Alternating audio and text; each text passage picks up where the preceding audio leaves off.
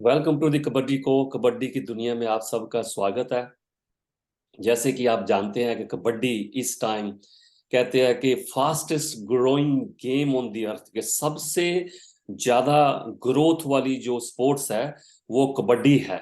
ये New York time जो New York से निकलता है अमेरिका से, उस पेपर में ये एक न्यूज आई थी कि उन्होंने निरीक्षण किया है कि इस टाइम सबसे जो ज्यादा खेलने वाली, जैसे बिजनेस होते हैं, जैसे क्या बोलते हैं, शेयर शेयर ऊपर ऊपर नीचे जाते हैं, तो सबसे ज्यादा जो खेलने वाली पॉपुलर हो रही है गेम वो कबड्डी है।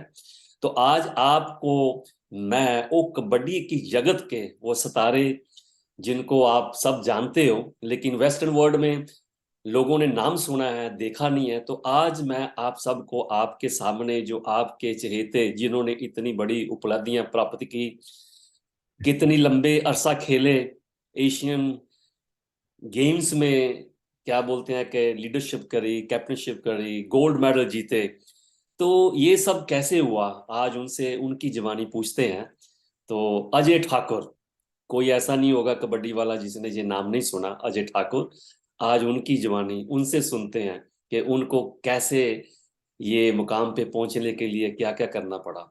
अजय जी, नमस्कार। नमस्कार सर, कैसे हैं आप? मैं ठीक हूँ। आपका बहुत बहुत धन्यवाद, आपने आपके कीमती समय से आज मुझे टाइम दिया। नहीं नहीं sir, thank you so much, आपने मुझे अपने लाइफ पे बुलाया। और आपसे सबसे खुशी की बात तो ये थी कि जो आपने ये सबसे पहले ये बताया कि न्यूज चैनल में ये आ रहा है कि कबड्डी सबसे फास्टेस्ट ग्रोइंग करने वाला स्पोर्ट्स है, तो ये भी मुझे आज ही पता लगी आपसे स्पेशली। तो चलो, ये हमारे लिए बड़ी सौभाग्य की बात है सर, क्योंकि हमने कबड्डी के दोनों फेस देखते हैं लाइफ में कि आज से 10 साल पहले कबड्डी क्या थी, आज की डेट में कबड्डी क्या है। हमने दोनों अप एंड डाउन कबड्डी के दोनों देखे हैं। तो मैं काफी लकी भी समझता हूँ अपने आप को, क्योंकि जो आज की जनरेशन है उन्होंने वो कबड्डी का वो टाइम नहीं देखा है जो हम लोगों ने फेस किया है। इसीलिए हमें मेरी शायद वैल्यू भी ज्यादा है इस चीज की, कि जो नेम फेम है इसकी वैल्यू हमारे लिए बहुत ज्यादा है। कंपैरिजन जो नए बच्चे हैं उनसे ज्यादा, क्योंकि उन लोगों ने कबड्डी को उसी लेवल पे देखा है, उन्होंने खेलने जब शुरू किया जब कबड्डी के लेवल पे आ गई है ना। हमने उस जगह शुरू किया है कबड्डी को जब कबड्डी बड़ा लो स्टैंडर्ड पे खेला जाता था। मीन नेशनल में कोई नेम नहीं था, फेम नहीं था, लेकिन प्लेयर बहुत ज्यादा अच्छे थे, प्लेयर बहुत ज्यादा अच्छे थे। पर लेकिन जितनी प्लेयरों में क्वालिटी थी, पावर थी, जितनी स्किल थी, उतनी ज्यादा उस टाइम पे पहचान नहीं मिल पाई उन प्लेयरों को। काश ये कबड्डी 10 या 15 साल पहले आती तो लोग देख पाते ऐसे ऐसे प्लेयर थे जिनकी स्किल बहुत ज्यादा एडवांस थी। तो आज के प्लेयरों में तो ये मान लो कि जैसे संजीव जी थे, नीतीश कुमार, पंकज सिंह सर जी, राकेश कुमार, स्पेशली मुजीब तिलक जीवा, ये इनका जो पीक का टाइम था ये तो लोग देख ही नहीं पाए। अगर देख पाते तो लोगों को पता लगता कि स्किल होती क्या है। अजय जी, आपने जो कहा है ये बिल्कुल आपकी बात सही है। पहले मैं आपसे आपकी जुबानी जानना चाहता हूँ कि आपको कबड्डी का शौक क्यों लगा, जैसे और भी गेम है, आपने कबड्डी क्यों चुनी। जी, तो सर ऐसा था कि मेरे फादर साहब को स्पोर्ट्स का बड़ा शौक था। शुरू से ही मेरे फादर साहब अच्छे रेसलर रहे हैं। तो जो ये स्पोर्ट्स का जो क्रेज था या डेडिकेशन थी मेरे में, वो शुरू से ही थी, क्योंकि परिवार में सब स्पोर्ट्समैन थे। ऐसे मेरे फादर को बड़ा शौक था जी स्पोर्ट्स का सर, क्योंकि वो चाहते थे कि वो कंट्री को रिप्रेजेंट करे। उन्होंने मेहनत भी उस लेवल की, बहुत ज्यादा मेहनत भी की मेरे फादर ने। लेकिन चलो उस टाइम आपको पता है कि फैमिली का जो लेवल था उस टाइप का नहीं था कि उस टाइम उस डाइट को प्रोवाइड करवा सके, वो फैसिलिटी प्रोवाइड करवा सके जिससे मेरे फादर साहब कंट्री को रिप्रेजेंट करते। लेकिन उनको कहीं ना कहीं एक दिल में चीज थी। मेरे मदर हमेशा हमें बताते हैं कि जब हम पैदा हुए तो मैं और मेरा भाई, फादर ने पहले ही बोल दिया था कि इन दोनों में से किसी एक को तो मैं कंट्री रिप्रेजेंट करवाऊंगा, इनके देश के लिए खिलवाऊंगा इन दोनों में से किसी एक को। तो जब हमें हाँ, आप करें। हाँ, सॉरी, हाँ, आप आगे हाँ शुरू करिए कि पिता ने बोला कि एक को मैं जरूर अच्छा स्पोर्ट्समैन बनाऊंगा। हाँ, हाँ, हाँ, अच्छा स्पोर्ट्समैन बनाएंगे और कंट्री को रिप्रेजेंट करवाएंगे। तो शुरू से मेरे घर में, हमारे जहन में मेरे फादर ने हमेशा एक बात फैली कि बेटे यहाँ पे चेस्ट पे हमें इंडिया लिखना है। मैं चाहता हूँ कि आपकी चेस्ट पे इंडिया लिखाओ, पीठ पे इंडिया लिखाओ। उस लेवल की मेहनत करनी है कि मेरा सपना है ये। तो मेरी एज तो बहुत छोटी थी, लेकिन मैंने मन में सोचा कि यार जो मेरे फादर का सपना है एक दिन जरूर पूरा करेंगे। और गांव में भी स्पेशली ऐसा था कि कबड्डी का बहुत ज्यादा क्रेज था। वो जो भी हमारे गांव में अच्छे प्लेयर होते सब उसकी बातें करते थे, उसको इज्जत देते थे। तो मुझे लगता था कि यार जो भी कबड्डी खेलता है, अच्छा खेलता है, उसकी गांव में सभी रिस्पेक्ट करते हैं। तो क्यों ना यार हम भी अपने आप को इस गेम में लेके अच्छे प्लेयर बने, ताकि सब हमारी भी रिस्पेक्ट करें। जी। इसके साथ हम कबड्डी में घुसते, फिर धीरे धीरे जैसे जैसे थोड़े बड़े होते रहे। उस कंट्री के लिए खेलने के लिए तो मैं आपको बताऊं, 8 और 9 स्टैंडर्ड से मैंने पूरी जी जान से मेहनत कर दी थी कि यार एक दिन इंटरनेशनल बनना ही बनना है किसी भी तरीके से। तो अजय जी, कितनी आप ये बताओ, क्योंकि मैंने भी कबड्डी थोड़ी खेली है, इतनी नहीं खेली लेकिन नेशनल तक खेला हूं। तो इंडिया में यहाँ आपने मुकाम हासिल किया है और इंडिया की चेस्ट पे लिखा होना, इंडिया और कैप्टनशिप लेनी, उसके लिए तो बहुत सारी मुश्किलें का सामना करना पड़ता है। इंडिया में तो डजेंट मैटर आप अच्छे प्लेयर हैं, लेकिन आपको और भी बहुत चीजें चाहिए वहां पहुंचने के लिए। लेकिन आपने ये बैरियर कैसे तय किया? और बहुत टफ टाइम था, बहुत ही ज्यादा टफ टाइम। मैं अब कैसे बताऊं आपको कि जब हमने शुरुआत दौर में शुरू किया, एक तो स्पोर्ट होती है ना, मोर स्पोर्ट वो नहीं थी, क्योंकि हिमाचल से उससे पहले कोई इस लेवल का खिलाड़ी निकला नहीं। स्पेशली जिसकी बहुत जान पहचान हो या लिंक हो कि मैं वहां तक पहुंच पाऊँ। खेले हैं जैसे एक तो मेरे बड़े भाई राकेश कुमार, वो खेले हैं, चेस गेम खेले थे, लेकिन मतलब उस टाइम पे इतना पॉपुलर नहीं हो पाए। तो मेरे लिए एक मुश्किल ये होगा कि हिमाचल से कोई प्लेयर ही नहीं था जिसको मैं देख के मैं जा पाऊँ वहां पे, या मुझे दिखे सामने कि यार ये अभी इंडियन टीम में है, मुझे भी यहाँ जाना है। जैसे लीग मैनेज होता है, जैसे मैं अभी प्लेयर बना, मेरे पीछे पीछे बहुत लड़के आ गए। जिस टाइम मैंने शुरू किया उस टाइम इंडिया टीम में कोई नहीं था हिमाचल से। मैं भी शायद उससे 10 साल पहले से कोई नहीं था इंडिया टीम में। ये एक शुरुआत थी। मेरे को ऐसे लगे, क्योंकि जब आपको कोई देखने को नहीं मिलता ना, कोई आगे कोई चीज दिखती नहीं, मतलब गोल या टारगेट आपके सामने ना हो, तो सबसे ज्यादा मुश्किल होता है। जी। ये सबसे बड़ी मुश्किल थी मेरे। और अच्छी टीम नहीं थी हिमाचल में। तो फिर ये एक मेरे लिए जो है मेन, मेरे लिए ये होगा कि उस टाइम पे हिमाचल में स्पोर्ट्स अथॉरिटी ऑफ इंडिया का हॉस्टल खुल गया, और वहाँ पे जो मेरे गुरु थे श्री नंदलाल ठाकुर जी, वो कोच थे। वहां से हम लोग जब स्पोर्ट्स अथॉरिटी ऑफ इंडिया में गए, वहां से मुझे थोड़ा प्लेटफॉर्म मिला कि हम इंडिया लेवल के टूर्नामेंट लग गए खेलने। तो वहां से धीरे धीरे मैं सबकी नजर में आता रहा कि नहीं यार, हिमाचल से भी एक खिलाड़ी निकल रहा है, बड़ा अच्छा प्लेयर है। तो फिर नेशनल में जाते जो बड़े बड़े प्लेयर थे उनसे मिलता। जैसे पंकज त्रिपाठी जी थे, मनप्रीत सिंह जी। मनप्रीत जी को मैं बहुत ज्यादा फॉलो करता था, क्योंकि पंकज त्रिपाठी और मनप्रीत जी मेरे फेवरेट प्लेयर थे दोनों। तो इनसे जाके बात करनी कि भाई साहब क्या खाना चाहिए, किस प्रकार की डाइट हमें लेनी चाहिए, कितने घंटे वर्क जी। करना चाहिए। तो इन चीजों का शुरू से ही शौक शौक था जी मुझे, कि लाइफ में मैं एक बार बताता हूँ कि मैं डिसिप्लिन बहुत था जी। जैसे मैं कहीं मुझे किसी ने बता दिया कि इस तरीके से मेहनत करनी है, तो मैं 101% देता था उसके लिए। जैसे मैंने कभी मनप्रीत भाई से पूछ लिया या पंकज त्रिपाठी जी थे, इन दोनों प्लेयर से मैं ज्यादा बात करता होता था इंडिया कैंप में, या जब नेशनल में मिलते थे हम लोग। और तो जो भी उन्होंने बताया, जैसे गाइडेंस मैं लेता रहता था। उस टाइम पे ये था कि पहचान नहीं थी कबड्डी की बहुत ज्यादा। हाँ। तो टफ उसमें ये था कि मेरे लिए स्पेशली अगर इंजरी हो जाती तो अच्छे डॉक्टरों को दिखाने के लिए कोई ऐसे जगह नहीं थी कि जिसको अच्छे से दिखा सके। मेरे नी में इंजरी हो गई, आप यकीन नहीं करेंगे, मुझे 2 साल लग गए उसको रिकवर करते करते। तो ऐसी बहुत चीजें थी जो, चलो अब आपके साथ में शेयर करता ही रहता हूँ। बहुत चीजें थी जिनको मतलब को जिनको हम पीछे घुटिया करके आगे आए हैं। बहुत ज्यादा, बहुत ज्यादा टफ टाइम देखा है जी हमने लाइफ में। क्योंकि मुझे पता है ना कि जब मैंने मैंने क्यों कबड्डी यहाँ शुरू करी, इसलिए मैंने कबड्डी यहाँ शुरू करी थी क्योंकि वो जो मुश्किलें मैंने सामना करी पंजाब में, मैंने प्लेयरों का हाथ जी देखा, दशा देखी। तो बहुत मन में एक क्या बोलते हैं, एक जुनून सा था कि इसको ना खत्म करना है। जी यहाँ तक कि जब हम पंजाब की टीम में सेलेक्ट हुए, तो हमें जी सर। बोला गया कि आप पैसे लेके आओ अगर आपको टी शर्ट बनैन लेनी है। हम खुद के पैसे लेके वो बनैन ली। मैं रूरल नेशनल खेलने के लिए खेलने में सेलेक्ट हुआ था पंजाब से। तो बोले जी पैसे लेके जी आओ, ट्रैक सूट लेना है, कहते पैसे लेके आओ। घर वाले बोले तो कबड्डी खेलनी है तो पैसे उनको देने हैं। सो जो पैसे वो थे वो तो पर खा मैं लेते थे।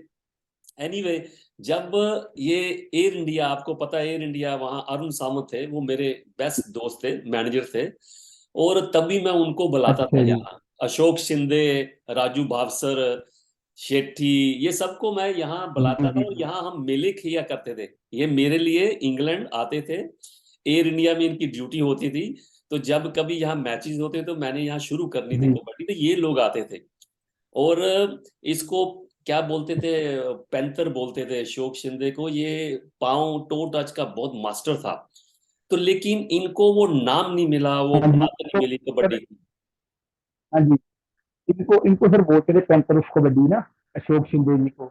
जी। सर मैं आपको बताऊं कि सर मैंने एयर इंडिया में 10 साल जॉब किया सर। 10 साल, अच्छा। वाह। सर मैंने एयर इंडिया में जॉब की, जब हमारी रिक्रूटमेंट हुई थी तो अरुण सावंत जी थे उस टाइम, हेड थे स्पोर्ट्स के।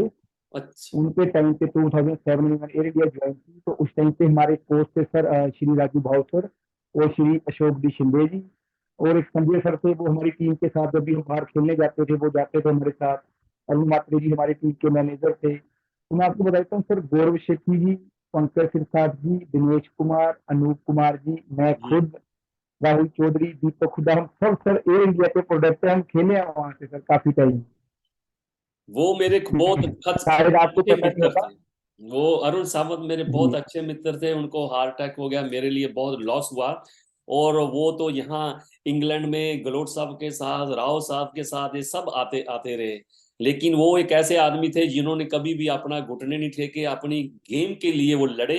इसीलिए उनको इतना आगे आगे आगे मकाम नहीं मिला। वो कहते कि मैं पाँव छूंगा तो प्लेयर के छूंगा, पाँव छूंगा तो कबड्डी के छूंगा, लेकिन किसी ओहदे के लिए मैं किसी के पाँव नहीं छूंगा। ये उसकी खासियत थी और इसलिए मैं उससे बहुत प्यार सर, करता था। सर बहुत नाइस पर्सन थे जी, बहुत ज्यादा। देखिए मैं हिमाचल से था, और आप समझ सकते हैं कि एयर इंडिया जैसी जॉब पाने के लिए लाइनें लगी हुई थी वहां पे। बहुत बहुत लेकिन मुश्किल। बिल्कुल भी कोई सर सिफारिश कुछ नहीं माना सर उन्होंने। फिर पहले ट्रायल लिया तो उनको मैं पसंद आया, एक दो लिया मैंने खेले एयर इंडिया की तरफ से पहले कॉन्ट्रैक्ट बेसिस पे। और उन्होंने मुझे वही बोलिया कि जब भी परमानेंट वैकेंसी आएगी आपको हम लेंगे एयर इंडिया में, और उन्होंने वो किया भी सर। बिल्कुल। अच्छा, ये बताइए आपने कितनी जी बार ऑल इंडिया खेली है और कितनी बार आपने एशियन खेली है और गोल्ड मेडल लिए, प्लीज। सर, ऑल इंडिया तो सर आप ये मान लीजिए कि ऑल इंडिया तो मैं आपको काउंट करके भी बता सकता हूँ। कम से कम सर 100 से ऊपर खेल लिया हूँ मैं सर, मैं ऑल इंडिया तो। वाह, ब्रावो, वेल डन। 100, 100 से तो सर अप ही होगा। और मिनिमम उसमें से कम से कम 90 90 के करीब मेरे पास उसमें मेडल होंगे सर। वाह। आराम से बोल रहा हूँ इसको जी, कि एयर इंडिया में जब हम थे तो मेरी एक सीजन में हम लोग 10 से 15 ऑल इंडिया खेल जाते थे सर। 10 15 ऑल इंडिया हम लोग खेल जाते थे, कभी तमिलनाडु में जहां भी होते थे सर। महाराष्ट्र में तो आप ये मानिए कम से कम महाराष्ट्र में 6 7 ऑल इंडिया तो महाराष्ट्र में खेल जाते थे। कुछ तमिलनाडु में, कर्नाटका में, हम्म। बहुत ज्यादा खेले सर। नेशनल गेम में मेरा गोल्ड है सर, ब्रॉन्ज मेडल है, नॉर्थ जोन में गोल्ड है, काफी है सर मेडल तो। नेशनल लेवल के तो बहुत ज्यादा है, डिपार्टमेंट नेशनल के 3 गोल्ड है सर, 2 सिल्वर है, और 5 बार मैं डिपार्टमेंट नेशनल का सर बेस्ट रेडर रहा हूँ। तो और पहली अपना बार एश, आपने एशियन गेम कब खेली? सर एशियन, मेरा सर पहला जो इंटरनेशनल था वो सर 2007 में था, इंडोर एशियन गेम का जी, चाइना में हुई थी, मकाऊ में। मकाऊ में, मैं वहां ही और था। उसके बाद सर, मैं भी गया था, मैं वहां टेक्निकल सर ऑफिशियल मेरी था उस टाइम मकाऊ में। एक, और सर मैं आपको बताऊं, मैं सबसे यंगेस्ट मतलब 19 साल का मैं था। ये रिकॉर्ड है सर, सीनियर इंटरनेशनल में खेल गया सर 19 साल की एज में, आज तक रिकॉर्ड है। कोई इतनी कम एज का बच्चा दोबारा खेला नहीं सर इंटरनेशनल 19 साल का। मुझे लगता है कि अभी तक तो नहीं खेला कोई भी। और उसके बाद सर मेरी इंजरी होगी, नहीं इंजरी से मेरा 2 3 साल गैप हो गया, फिर मैं 2013 में खेला सर फिर से इंडोर एशियन गेम। वो कोरिया में हुई सर, उसमें भी हमारा गोल्ड मेडल था। फिर 2014 में एशियन गेम हुई सर, कोरिया में हुई सर, उसमें भी गोल्ड मेडल था सर। उसके बाद फिर इंचन वर्ल्ड में, कप हुआ सर उसके बाद, इंचन इंचन में, इंचेन में सर। हाँ जी, कोरिया फिर इंचन उसके में बाद वही था। वर्ल्ड कप हुआ। जी सर, हम मिले हैं आपसे वहाँ। और उसके हाँ, बाद सर मैंने मैंने 2016 आपको में। आपको देखा है मैंने बहुत बार। आपके गुरुजी ठाकुर जी, वो भी मेरे अच्छे जी मित्र हाँ हैं, और वो भी मेरे जैसे हैं, जुनूनी हैं। ठीक है, उनको जी मेरा, जी सर, हाँ, बहुत। ठाकुर साहब, यस, वो आज बहुत। सर मैं अपनी लाइफ में, मैं सर जो कुछ भी हूँ उनकी बदौलत हूँ। मतलब नंदलाल एक जी, बड़े सिंपल से घर नंदलाल से जी भी हमारे ऐसे चार थे। पिता। वो किसी की बात नहीं सुनते, कबड्डी के लिए जान देते थे, कबड्डी के लिए खड़े हैं। जी सर। और चल, 2016 वर्ल्ड कप खेले सर, गुजरात में, अहमदाबाद में। उसमें सर हाँ, गोल्ड मेडल था। उसके बाद सर एशियन चैंपियनशिप हुई ईरान में, उसमें गोल्ड मेडल है। फिर मास्टर दुबई कप हुआ, उसमें गोल्ड मेडल है। फिर एशियन गेम उससे 2018 में, उसमें हमारा ब्रॉन्ज मेडल आया। उसमें ये हुई थी, कहाँ हुई थी, 2018 की एशियन गेम हुई थी सर अपने इधर। जकार्ता, ध्यान से निकल गया सर मेरे को। जकार्ता में। जकार्ता में। वहां पे सर हम लोग हाँ जी, वहां पे हम लोग लूज कर गए ईरान के साथ। तो वहां पे हमारा ब्रॉन्ज मेडल आया था। अजय जी, ये बताइए, मुझे एक बात की समझ नहीं लगी, क्या, कहाँ ये कमी है? जैसे दूसरी गेम है, इंडिया में, जैसे क्रिकेट है, फुटबॉल है, उन लोगों को कितना हाईलाइट करता है मीडिया, कितना उनके बारे में लिखते हैं, उतनी शायद उनकी वो नहीं होती जितना वो उनके बारे में लिखते हैं। जैसे आपके पास 100 से ज्यादा मेडल्स हैं, कितना कुछ है, तो क्या मीडिया क्यों नहीं हाईलाइट करता कबड्डी के स्टारों को? जैसे दूसरों को सब जानते हैं, रोज सर पेपर में छपा देते, कबड्डी के बारे में क्यों नहीं लिखते? क्या कोई रिस्ट्रिक्शन है सर या किसी ने रोक इसका रखा सर है? नहीं सर, रोकना तो इसमें क्या है, लेकिन ऐसा है सर कि जो हमारी कबड्डी फील्ड है, इसमें सबसे बड़ी बात है कि मतलब एकजुट होने की बड़ी ज्यादा जरूरत है ना जी। हम लोग एक दूसरे की थोड़ी टांग खिंचाई भी ज्यादा कर देते हैं आपस में। इस चीज की भी कमी है। और दूसरी बात है सर, ये जो प्रो कबड्डी है, ये काफी लेट आया, 2014 में आया है प्रो कबड्डी। आज प्रो कबड्डी अगर पहले से होता तो सर आज मुझे लगता है कि जो क्रिकेट गेम है, जो आज इनकी मीडिया में या टीवी चैनलों पे या जितनी पॉपुलरिटी है उतनी कबड्डी की होती। ये कबड्डी सर जब तक प्रो कबड्डी नहीं आई थी, जब तक तो कबड्डी को कोई पहचान भी नहीं रहा था सर। हम खुद इंटरनेशनल खेल के आते थे, एयरपोर्ट से ऑटो में जाना, बसों में जाना। लेकिन आज आप देखिए सर, कबड्डी फाइनेंशियली कितना, कबड्डी प्लेयर्स के पास कितना पैसा आ गया है। सब कुछ अच्छा हो गया सर। नेम फेम सब है। आज सर आप कहीं भी चले जाओ, नाम बताने की जरूरत नहीं, लोग पहचानते हैं, यार अजय ठाकुर है, मजीद चिल्लर है, अनूप है, या दीपक हुड्डा है। ये सर मुझे ये लगा कि हमारी अप्रोच बड़ी लेट हुई। जैसे प्रो कबड्डी जैसे लीग और स्टार स्पोर्ट ऐसा चैनल बड़ी लेट जुड़ा हम लोगों के साथ। अगर ये पहले से हो जाता तो मे भी शायद कुछ और अच्छा हो सकता था। अभी आपने देखा ही है, अभी आप ही बता रहे थे कि अभी कबड्डी बड़ा फास्ट ग्रो करने वाला गेम है। तो मुझे लगता है सर आने वाले 5-6 साल में ये इक्वल आ जाएगा सर। प्रॉब्लम थोड़ी सी क्या है, जो आपने कहा है कि भी खींचने वाली बात, जो क्रिकेट है, फुटबॉल है, क्या है कि वो गवर्नमेंट ने उन्होंने उनमें इन्वेस्ट किया है, गवर्नमेंट ने उनमें से इन्वेस्ट किया है, उनको पुश किया है, हर कंट्री को टीच करने के लिए कोचेज ये वो भेजे हैं। क्या है कि आपने प्रो कबड्डी का किया, मैं आपको बता दूं, प्रो कबड्डी शुरू भी नहीं हुई थी जब हम प्लान बना रहे थे, ठीक है? आपको पता है कि गलोट साहब के साथ अच्छा मेरी जी। बहुत ज्यादा थी, वो बहुत इज्जत करते थे। बिल्कुल। इंग्लैंड, अमेरिका, कनाडा, हम साथ साथ गए, यहाँ तक कि हम साथ सोए सोए बहुत बार, ठीक है? क्योंकि इतने पैसे भी नहीं होते थे हमारे पास, तब वो टूर पे आते थे, कहते दो रूम क्या करने हैं बेड होटल में, अरे ए शोक एक ही रूम ले लो, ठीक है? तो हम इकट्ठे भी सोते थे। तो क्या हुआ, जब ये कहते थे कि कुछ लीक लीक करें, तो पहले मेरा ख्याल हम जो सोनी है उसके पास ये प्रपोजल लेके गए थे, और उन्होंने रिफ्यूज कर दिया था। तो स्टार ने चलो मान ली, ये तो उनकी देन है, जो अपने चारू शर्मा जी है, उनके लॉज ही है। जी राइट सर, हाँ, बिल्कुल जी तो जी जी। जब ये बन हम रही कौन थी, कह रहे हैं सर आज। हाँ, जब ये बन रही थी, तो मुझे याद है हमारी मीटिंग हुई दिल्ली में, हमारी कनॉट प्लेस में मीटिंग हुई। तो बोले शोक ऐसा ऐसा कर रहे हैं, हमें कुछ चाहिए उनको प्रेजेंट करने के लिए कि ये कबड्डी इंडिया ही नहीं खेला खेलता, बाहर के मुल्क में भी खेलते हैं। तो मुझे याद है मैंने कितनी वीडियो ये गोरे की, अफ्रीकन की, उनकी बना बना के दी, हमने प्रोमो बनाई। तो ये वो बोले कि जब ये चलेगी तो दुनिया देखेगी, तो एक सपना था। और आज ये देख लो वो सपना कहाँ का कहाँ हो गया। आपने बोला ना कि अगर बिल्कुल। पहले कबड्डी आती तो शायद ये टाइम है। लेकिन क्या है कि जैसे आपने कहा कि बाहर नहीं है अभी, मैं आपको बता दूं कि आप बाहर नहीं आए।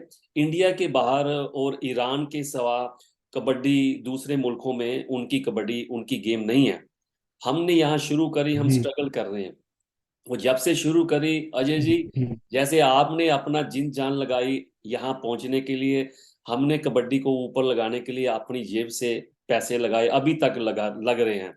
लेकिन जी जैसे सर, मैंने बिल्कुल आपको बिल्कुल, बोला मैं भी है, जानता हूँ सर। आपको मैंने अभी बोला है कि भी फास्टेस्ट ग्रोइंग गेम है, क्यों है? अभी ये मुकाम पे कबड्डी इधर आ गई है कि 2025 में, ये अगला साल नहीं उसके अगले साल यहाँ इंग्लैंड में वर्ल्ड कप होगा। और वो हमारी गवर्नमेंट गवर्नमेंट जो है वो हमारे साथ रल के करवा रही। फर्स्ट टाइम होगा कि इंडिया के बाहर वर्ल्ड कप होगा। इंडिया में 3 वर्ल्ड कप हो चुके हैं। 2004 में पहली बार हुआ था मुंबई में, मैं टीम लेके गया था यहाँ से। फिर 2000 उसके बाद एक साल जी के सर। बाद ही दूसरे साल हुआ था न्यू मुंबई में। तभी भी मैं पहली दफा फॉरेन से yes sir, yes sir. England की और इटली की टीम लेके गया था, तब से हम जुड़े हैं। और जब आईकेएफ का जन्म हुआ था 2004 में, मैं पहला फाउंडर मेंबर और वाइस प्रेसिडेंट था गलोट साहब के साथ। तो आज वो अच्छा जी। जो फल है मिला है कि गवर्नमेंट करवाएगी, और ये जो वर्ल्ड कप होगा कबड्डी का, और इसमें ये होगा कि कोई भी जैसे फुटबॉल का क्रिकेट का वर्ल्ड कप देखने के लिए लोग जाना चाहते हैं, कोई भी इंडिया पाकिस्तान से आना चाहेगा वो इंटरनेट से टिकट बाई करेगा, उसको वीजा मिलेगा। इस जी वर्ल्ड कप को वो कॉमनवेल्थ की तरह करना चाहते हैं। ठीक है, और ये पहली बार होगा बाहर। अच्छा जी। ठीक है। बहुत हमें प्रॉब्लम आई, बड़ी हमें मुश्किल आई, और ये हमने लॉन्च किया था नवंबर में इंडिया दिल्ली में ब्रिटिश हाई कमीशन के घर में, यहाँ वो रहते हैं उनके रेजिडेंस में लॉन्च किया था। इंडिया में प्रेस में सभी जगह आया। तो मेरी क्या है राय कि भी आप सब हेल्प करो, दूसरे सब जो है वो हेल्प करें, हमारी कबड्डी ग्रो हो रही है। उल्टा ये ना करें कि बिल्कुल राइट। नहीं ये नहीं होनी चाहिए, ये नहीं होनी चाहिए। अभी भी लेटर आ रहे हैं बिल्कुल सर। यहाँ, अभी लेटर आ रहे हैं नहीं सर, इधर बिल्कुल। कि ये ठीक नहीं है, वो अच्छा ठीक जी। नहीं है। हम यहाँ के इंचार्ज हैं, वो है, लेकिन हमारी गवर्नमेंट कहती है हम नहीं मानते, हमारे लिए ये वर्ल्ड बॉडी है, ये इंग्लैंड बॉडी है, ये करवा रहे हैं, हम इनके साथ हैं, हम करेंगे। बिल्कुल बिल्कुल बिल्कुल राइट सर, मैं वही बोल रहा हूँ कि सर जो हम लोगों का क्या है ना सर, हम लोग मान लीजिए आपने मुझे इनवाइट नहीं किया, मैं बोलूँ यार तो अच्छी चीज नहीं है, तो ये बिल्कुल छोड़ देनी चाहिए सर, जो खेल रहे हैं बच्चे। क्योंकि सदा ही कोई भी खिलाड़ी हो, कोई एसोसिएशन हो, किसी कोई एक मेंबर नहीं रह सकता। अब जो आगे आया उनको हमें बढ़ावा देना चाहिए। जो आगे जी अब मेरे साथ जो मान लो मैं जिनके टीम में नहीं हूँ, तो मुझे क्रिटिसाइज नहीं करना चाहिए। मुझे स्वीकार करना चाहिए कि हाँ, आज की डेट में जो रेडर्स हैं, चाहे वो पवन हो, चाहे वो प्रदीप हो, चाहे वो नवीन हो, तो हाँ जी हमारे से अच्छे हैं तो वो जा रहे हैं। उसमें हमें ये चीज नहीं करना चाहिए कि यार मैं बेस्ट हूँ मुझे छोड़ दिया, नहीं। जो अच्छा है उसको अच्छा ही बोलना चाहिए। यही एक मुझे लगता है हम लोगों में कमी है कि हम लोग एक्सेप्ट नहीं कर पाते अपने आप को। मैं जिस स्टेज में हूँ, मैं जहाँ पे हूँ, मैं जिस लेवल का अब प्लेयर हूँ, मुझे एक्सेप्ट करना चाहिए कि यार मैं इस लेवल का प्लेयर हूँ, तो मैं इंडिया टीम से बाहर हूँ। ये चीजें हम कहीं ना कहीं भूल जाते हैं, एक्सेप्ट नहीं कर पाते, तो इन चीजों का इशू आता है सर, मुझे लगता है। तो इसमें फिर क्या क्या होना चाहिए, क्या करना चाहिए? मैं खुद आपको ये इसमें इस सर बात में बता रहा हूं, मैं खुद सबको जो भी बड़े हैं उन सबको ये बोल बोल अपनी तरफ से कांटेक्ट कर चुका हूं। मुझे कुछ नहीं चाहिए। मैंने देखो बाहर जी 56 कंट्री जोड़ दी हैं, 56 कंट्री जोड़ दी हैं। खुद जाके कबड्डी सिखा के एसोसिएशन बना के हमने बॉडी बनाई। ठीक है, मैं खुद उनको बोला मुझे कुछ जी नहीं सर। चाहिए, मुझे कोई सीट नहीं चाहिए, लेकिन आप एक अम्ब्रेला के बस। नीचे काम करो, एक अम्ब्रेला के नीचे काम करो, जो लायक है उसको आगे लाओ, जी सर जी। आप उसको आगे इसी लाओ, चीज का सर इशू है। कबड्डी बने। हाँ जी सर, इसी चीज का इशू है। बस मुझे लगता है कि हम लोगों में इसी चीज की कमी है, तभी हम लोग एकजुट नहीं हो पाते। मान लीजिए एक कोच है, वो वो ऐसा सोचता है कि मेरे से अच्छा कोई कोच ही नहीं है। बस ये चीजें हैं कि हम लोग एक्सेप्ट नहीं कर पाते। हमें ये चीजें समझनी चाहिए कि यार जो प्लेयर की अच्छी जो प्लेयर का एक अंदर से समझ सकता है कि यार आज प्लेयर को रेस्ट की जरूरत है, या वो खुद से रहनी चाहिए सर अंदर से चीजें। अभी मैं अच्छा प्लेयर सकता हूँ, क्या पता मैं अच्छा कोच ना भी रहूँ, मान लीजिए मैं कोच बनूं तो मैं कल को वो चीज सर मुझे एक्सेप्ट करनी चाहिए कि नहीं यार मैं अच्छे से नहीं कर पाया, या मेरे में अग्रेशन ज्यादा है। क्योंकि प्लेयर तो सर तभी तैयार होगा जब आप बड़े नरम से, जैसे हम सर मिट्टी के बर्तन बनाते हैं, तो आपने देखा है सर कुमार का हाथ हमेशा अंदर से लगा रहता है और बाहर से वो चोट मारता है। बिल्कुल। तो यही चीज है सर, अब हम चोट तो मारते हैं, अंदर से हाथ ना लगाएं। ना, ये बिल्कुल। चीजें सर हमें, ये हमें समझने की जरूरत है कि यार मुझे ये प्रैक्टिस की जरूरत है सर, मिनिमम। अगर अभी देखिए, अभी मैं इस टाइम दिल्ली टीम का कोच हूँ, सेकंड कोच हूँ। मान लीजिए मैं अभी फर्स्ट कोच चला जाता, मान लीजिए मुझे लग रहा है कि यार मैं जो प्लेयरों को समझा रहा हूँ वो उनके दिमाग में नहीं बैठ पा रहा हूँ, तो सर मैं अपने दिल की बात बता रहा हूँ, मैं पहला कोच रहूंगा ऐसा। अगर मैं दिल्ली टीम में गया और मैं प्लेयरों को कुछ सिखाऊं वो नहीं समझ पा रहे हैं, तो मैं 101% टीम को छोड़ूंगा। क्योंकि मैं चाहता हूँ अगर मैं कहीं जाऊं, मेरी प्लेयर को बच्चा कैरी करे कि हाँ यार वो सब ऐसे बता रहे हैं या ऐसे सिखा रहे हैं। अगर मैं अगर मेरे में वो क्वालिटी नहीं है कि मैं उनको नहीं सिखा पा रहा हूँ, तो मुझे सर मैनेजमेंट को या सभी प्लेयर्स को थोड़ी सर मेरी लाइफ का इश्यू हो गया कुछ। एक सेकंड सर, शुरू करें। Hello, hello. हाँ अजय जी, यस। हाँ सॉरी, लाइट का तो इश्यू होने की वजह से थोड़ा सा कि क्या बोलते हैं, तकनीकी खराबी आ गई। चलो, हाँ जी। जी, तो सर मैं ये चाहता हूँ कि जैसे एक हमारा जो मोटिव होना चाहिए ना सर, वो ये होना चाहिए पैसा अर्न करना नहीं, कुछ देने का। मैं अगर मैं किसी टीम का हिस्सा रहूं प्रो कबड्डी में, तो मेरी ये कोशिश रहेगी कि मैं उनको सिखा पाऊं। अगर मैं नहीं सिखा पाऊंगा तो सर मैं डायरेक्टली मैनेजमेंट को, मैं किसी को भी बोल देना चाहिए मैनेजमेंट को कि सर जो मैं सिखा पा रहा हूँ उसको ये अच्छे से सीख नहीं पा रहे हैं। तो हम कोशिश करते हैं किसी दूसरे कोच के साथ ट्राई करने के लिए, ना कि मुझे अपनी जिद कड़ी रहना चाहिए कि नहीं मैं ही कोच मैं ही रहूंगा, ये जैसा भी इनको आ रहा है नहीं। ये इन चीजों की सर हमें बहुत ज्यादा जरूरत है, बहुत ज्यादा। अगर हमें कबड्डी को उस लेवल पे लेके जाना है, तो हमें पर्सनल ईगो छोड़नी पड़ेगी, और ये चीज हमें एक्सेप्ट करनी पड़ेगी अगर कोई मेरे से बेस्ट है, हाँ ये बेस्ट है। इन चीजों की सर हमें हमें हमारे में कमी है, इन चीजों की हमें सीखने की जरूरत है अभी। अजय जी, अपने पास 5-7 मिनट है। मुझे ये बताइए, आप अच्छे प्लेयर हो और आप इस मकाम पे पहुंचे हो जो और प्लेयर हैं, ठीक है।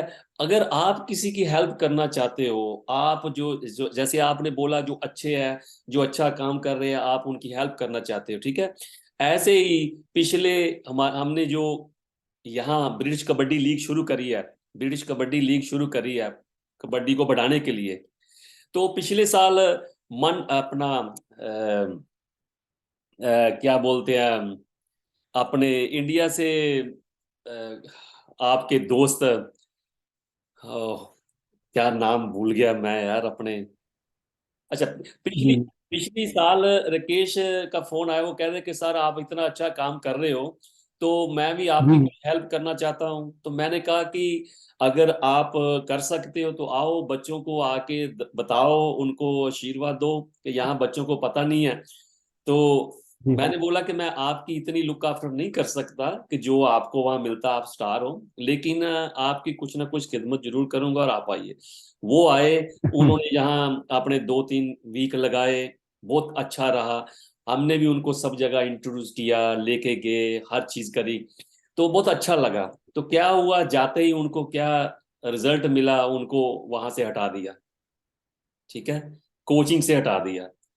तो क्या ये ओ, ये अच्छा क्या जी। तरीका, क्या ये यही है कबड्डी के लिए कि अगर कबड्डी के लिए कोई हेल्प सर करता है, कबड्डी का अच्छे के हमें लिए सर हेल्प। मंच पे, हाँ, जी जी जी सर, हमें मंच पे एकजुट होने की जरूरत है। मैं उसी रिगार्डिंग बात कर रहा था सर। काफी चीजें हैं जिनमें हम लोगों का मनमुटाव होगा। तो मुझे सर रियली मैं आपसे शेयर करूँ ये बात, मुझे अभी इस चीज का ये पता लगा कि ये शायद इस कारण रहा हो, ये चीज ऐसे हुई हो कि राकेश कुमार जी वहां पे आए तो मेरी शायद उनको लीक आउट कर दिया। इस चीज की मुझे रियली आज पता लगा, इस बात का मुझे ऐसे नॉलेज नहीं थी।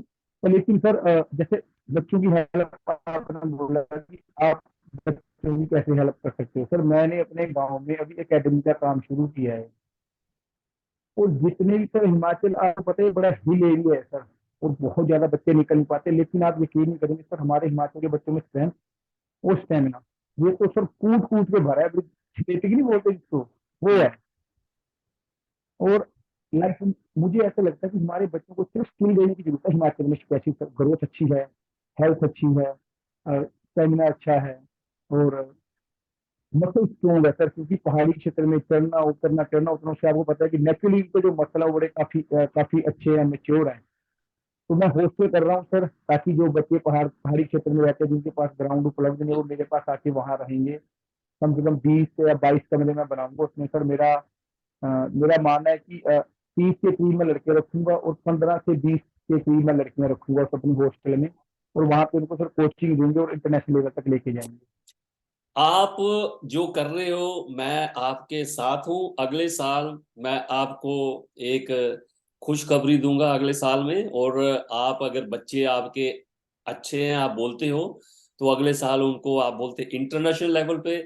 यस, ये मेरा प्रॉमिस है, अगर वो वाकई ही अच्छे हैं तो इंटरनेशनल लेवल पे अगले साल उनको चांस मिलेगा, ये मेरा वादा है। क्योंकि कबड्डी के लिए जो हम कर रहे हैं, मैं ठीक। अभी आपको सब कुछ नहीं बता सकता, आपको मैं ऑफलाइन नहीं बताऊंगा नहीं, बिल्कुल बिल्कुल। अगले साल। हाँ तो ऐसा। अगले साल और इंग्लैंड में जब हम करेंगे 2025 में, अगले साल के बाद हम इंडिया में जी सर। ओपन ट्रायल रखेंगे। किसी के थ्रू ट्रायल नहीं होगा, जिनमें जुश होगा, जान होगी, जो डिजर्व करते होंगे, वो इंडिया की टीम में आएंगे। हम किसी भी फेडरेशन को किसी भी बीच में नहीं लाएंगे, ओपन ट्रायल रखेंगे ऑल इंडिया का।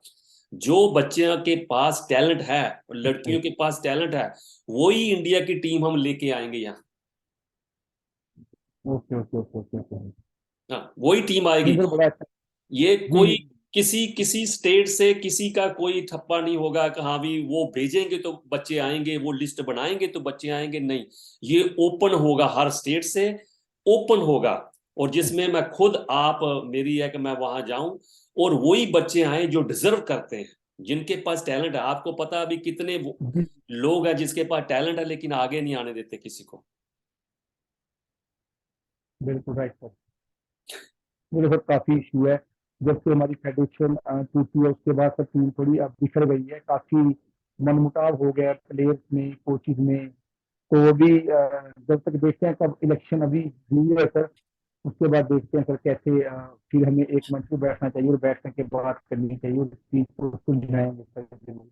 अजय जी, मेरी कोशिश जारी है। मैं तो सदा तैयार हूं, और मैंने सबके साथ ईमेल, लेटर, हर चीज भेजी है कि मैं तैयार हूं, मैं सबको ले आऊंगा एक मंच पे। लेकिन आपको एक जी वो सर, क्या कहते हैं, ऐसी है, ट्रांसमिशन एक होनी मंच पे चाहिए। हमें सर सिर्फ हमें जो छोटे छोटे मन मुटाव है, कुछ दूरियां हम लोगों में बन पाई हैं, सब एक मंच पे लेके आने की जरूरत है सर, सब अच्छा होगा, हम सब कबड्डी वर्ग के तो लिए, कबड्डी के लिए कबड्डी के लिए एक हो जाओ, कबड्डी के लिए एक हो जाओ। बाकी आपका कोई मन मुटाव ना मिलो किसी से, लेकिन कबड्डी के लिए एक हो जाओ। तो जी आज जी, आज कबड्डी क्विकली, के लिए एक होने की हमें जरूरत हाँ, लास्ट में आप क्विकली क्या कहना चाहते हो? आपके जो फॉलोअर हैं या जो कबड्डी सीख रहे हैं बच्चे, उनको क्या कहना चाहते है। मैं सभी बच्चों को ये कहना चाहूंगा कि सर आज की डेट में जो मुझे सबसे बड़ा खतरा लग रहा है हमारी जनरेशन के लिए, वो है सर नशा। नशों से हमेशा दूर रहें, सोच बड़ी रखें, क्योंकि करियर में, लाइफ में कुछ बनो ना बनो, लेकिन हम सोच तो बहुत बड़ा सकते हैं। अगर हम बड़ा सोचेंगे तभी हम लाइफ में आगे बढ़ सकते हैं। सोच बड़ी रखो, लाइफ में टारगेट सेट करो, अपना गोल सेट करो, और उसके लिए कितनी मेहनत हमें चाहिए उसको तय करो। हैं? थैंक यू वेरी मच, आपका टाइम हो गया। मैं फिर आपसे मिलूंगा, आपके बारे में और जानूंगा। आज के लिए आपका बहुत बहुत धन्यवाद। Thank you. थोड़ा लाइन भी ठीक नहीं थैंक है, तो मेरा ख्याल वाईफाई की यू। वजह से। आपका बहुत बहुत कोई धन्यवाद। Thank you, good night. धन्यवाद। Thank you, thank thank you, you. Thank you very good night. Much.